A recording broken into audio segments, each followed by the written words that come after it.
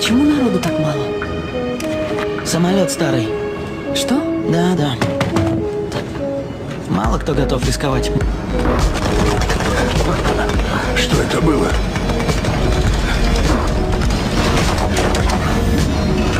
Дамы и господа, с вами говорит капитан. Простите за неудобство. Мы встретили птиц, но все в порядке. Хорошо, что страусы не летают.